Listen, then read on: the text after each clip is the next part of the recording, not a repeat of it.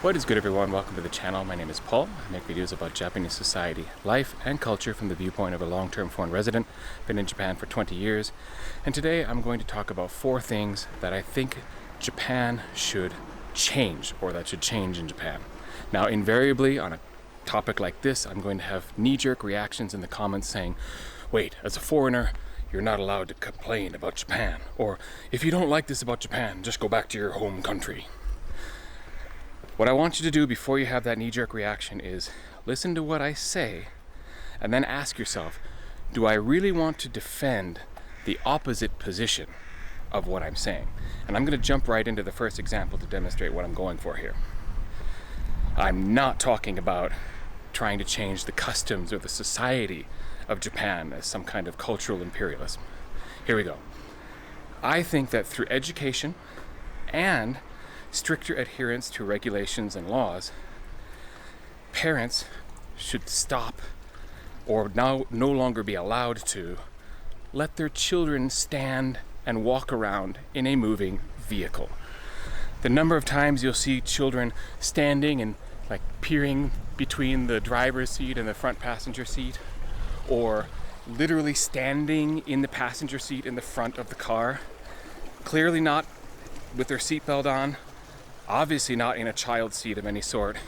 They are just loose in the car, and what that does is it makes it so the mildest of fender benders is going to now suddenly result in a fatal accident or terrible injury possibly. So yeah, that's not such a great thing to have people in society doing, really. And it is remarkable how often you see it. There's also the issue of people putting infants into a car seat in the passenger seat in front. And whenever I see that, I just think, I hope those parents have the presence of mind and the knowledge to have turned off the airbags. Because where an airbag can save an adult from injury, it's going to be game over for an infant. There's actually a case in the news a few years ago. It wasn't a car seat, but a woman was holding her baby. She had taken it out of the car seat in the back because it was being fussy, and they got into a fender bender, airbags went off, and that was the end of that poor soul. So I really think parents should be more educated against doing this sort of thing, grandparents as well when they take the kids out, and police, if you see it, I really would love it if you would regulate that and give out more than just like a 5,000 yen fine or something like that. Now, if you see what I mean about pushing back against me complaining about this, I don't know if it's really complaining, but if you think I shouldn't be allowed to talk about this because I'm a foreigner, it's like, are you really taking the position to defend less childhood survival in Japan? Like, is that really what you want to argue for? I think most Japanese would agree that, more children surviving to adulthood or not being grievously injured when they're young is a good thing for society. So, that's what I'm getting at here. I'm not complaining about things that I think personally I don't like about Japan or something like that. I'm trying to hit on things that could really improve Japanese society and that most Japanese would also agree with, but maybe are just, not aware that an airbag can unalive an infant, for example. The second one I'm going to talk about is a lot more frivolous. It's not as serious as the first one. I guess this is kind of a personal preference, but it's not attacking Japanese culture in any way. And that is, I've always thought that Japan is one time zone too early. As in, we should really be one time zone back. Not that I want any kind of daylight savings time like we do in the US. I think that's a stupid system. I really hope Japan never decides to try that. But I do feel like a one-time jump back to 1 hour before would actually work really well for Japan. The reason being, it's summer right now, and I get off work and going home in the evening, and I find that it's 6 p.m. and it's already getting dark, and it's pretty much completely dark by 7.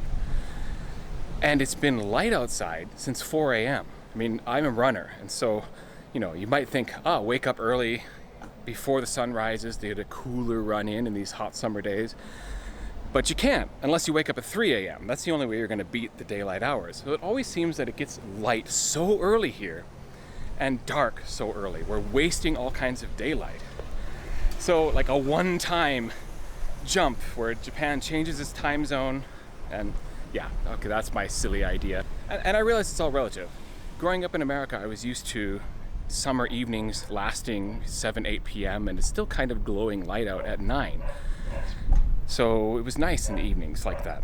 But it can also go the other ways, because when I went to Singapore, it seemed to me that they are one time zone too late. If you look at a map, Singapore is considerably far west of Japan, but the time zone's only 1 hour different. And so I remember waking up in the morning there, and it's 7:30 a.m. and it's still dark out. That was really weird too. So I'm sure Japanese people are just completely used to this time zone and having it being really light early in the morning. So I don't think this is going to change anytime soon. I just kind of wish we had more evening daylight hours. And as I said, this isn't attacking Japanese culture in any way. In fact, if you think about it, it's the land of the rising sun, but almost no one's awake to see it. The next one on the list is not so frivolous, it's more serious again. And that is, I think there should be more education campaigns with youth and awareness campaigns through NGOs or government policies to try to curb or better curb the amount of garbage dumping in forests and on remote mountain roads. Everyone rightfully notices that Japanese cities are super clean, and that's because people are very conscientious about keeping their living spaces neat, tidy, clean. They're conscientious of how their neighbors are doing, and so everyone tries to keep things neat and tidy. You're going to notice as I walk around, there's not going to be trash on these streets, there's no graffiti, people keep their yards neat, and it's just a general learned conscientiousness that you keep your living space nice. It's something I wish Americans did. I mean, our cities compared to Japanese cities are very, very dirty, which is incredibly unfortunate. But when we get into nature, it sort of flips around. I feel like Americans, especially those who grew up in more countryside areas, have been educated from a very early time that you respect that you respect nature, and that like the whole ideal of you pack out what you pack in when it comes to camping and hunting and fishing and hiking and those sorts of things. It's very well kept. Like, Americans take keeping nature nice very seriously. And certainly, Japanese outdoors enthusiasts do as well. But if you drive up any remote mountain access road, and if you stop on the side of the road and look over the guardrails, you'll see all manner of appliances, tires, blue tarps wrapping who knows what that have been just dumped and thrown over the side of the guardrail. It's so bad that a lot of places put up signs, a lot of places even put up red torii gates like you see at the entrances of Shinto shrines to kind of imply that this is the land of the gods and you shouldn't be throwing your trash here. But still, a lot of that happens. One of my most recent hiking videos I did on the channel, I was 20 meters down the trail and I found an entire pile of convenience store trash, like plastic bags and all these plastic wrappers, which was not what you want to be greeted with when you go into the forest for a nice hike. So I think more advocacy for more responsible treatment of nature when it comes to garbage. Australians, I know, are always flabbergasted by how dirty beaches are here. Australians take their beaches very seriously, and they're like, I don't get it, mate. Sorry, that's my terrible Australian accent. I don't get it, mate. The cities are clean, but the beaches are terrible. Apologies to all my Aussie friends. I can't do accents. But if you were distracted by the accent, that's what I've heard a lot of Australians say here. It is kind of shocking how messy beaches can be in Japan. And again, the foreigner is complaining about Japan. You shouldn't complain about Japan. You're a guest in their country. If that's your attitude, are you really seriously advocating for Japan to be a more trash-buried country? Like, the nature of Japan should be covered in trash? Like, is that the argument you really want to be making? One other thing also that I've noticed since my YouTube channel has gained a lot more views in the past month or so, like I had a couple videos go a little more viral, at least relative to my channel, and that is, once my videos are appealing to a wider audience, a lot of people are seeing my stuff for the first time. It's not the sort of family of viewers that I've built up over the past several years. And what happens is people see one video where I'm talking about something slightly more negative. In this case, it's the scary things about Japan video that I did. And from the comments, it's clear that people have formed their opinion of me from that one video alone. If you're inclined to do that, I just want to say that I have a catalog of over 400 videos, and I've been in Japan for 20 years. Clearly, I love living here. So if you go through my video catalog, you'll find that the vast majority of my content is positive. I'm talking about what I like about Japan, what fascinates me about this country. And so don't form your opinion of me just from this single video you're watching right now. The last one that I'm going to talk about is one I think that pretty much most Japanese would agree with, unless you are a landlord, and that is we should get rid of the reikin, or the key money system of Japanese apartment rentals.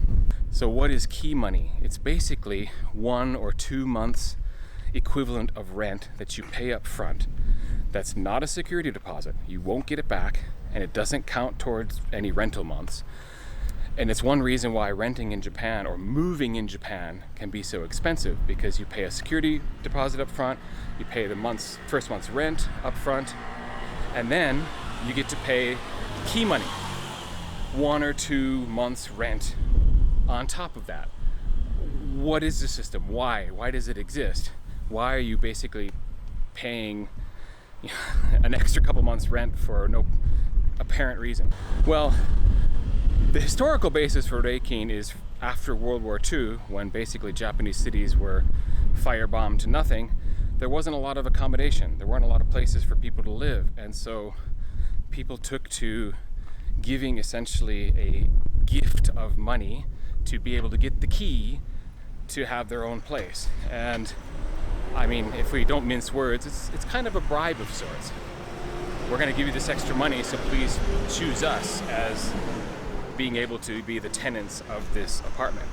And not surprisingly, if you are a landowner, you are a landlord, giving up that wonderful gift money at the beginning of a rental relationship or rental contract, that's great to get that extra cash.